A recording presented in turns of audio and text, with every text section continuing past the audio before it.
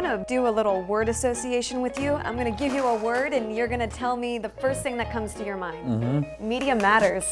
They're an artificial cancer on the media politic. This is the most exciting time in the history of media, period. And it's exciting because the opportunities are there for everyone to cover everything and to do whatever the hell you want. George Soros. A really bad guy who's protected by the mainstream media. I go after the mainstream media. I'm less interested in politics than I am in neutralizing the inherent imbalances that exist in media, and that includes Hollywood. This is natural for people who are young. They don't know the limitations of media. There are so many opportunities out there if media continues to be free and if the government doesn't try to impede and say, we're going to put limitations on you. Legalizing marijuana. I tend to believe in more freedom, not less. I do see the hypocrisy. I'm indifferent. I'm indifferent. Generation Y is very much screwed when it comes to the raw economics of what my generation and the baby boomers have handed to you.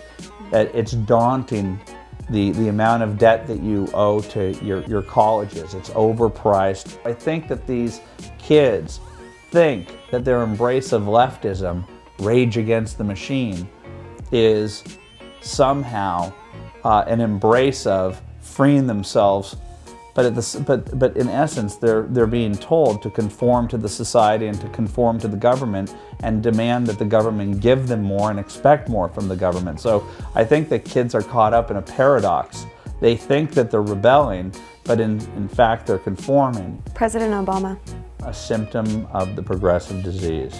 I'm right now planning the future of my company, and it's an LA-based company, and much of the game plan is to hire young people in Washington, D.C. A central component in that plan is to go find people who are in age range from about 22 to 30 years old and tell them, I want you to own this election cycle. Ron Paul.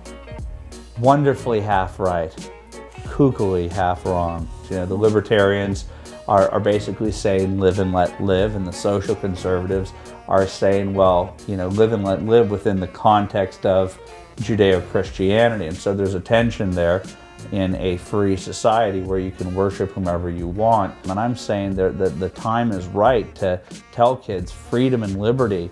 It's a much more punk mindset. If you care about this country, I'm telling you, walk towards the fire, walk towards the hard decision to do what you know in your mind is the right thing to do, and don't worry about the repercussions, because you'll be able to live with yourself if you stand up for what you believe in.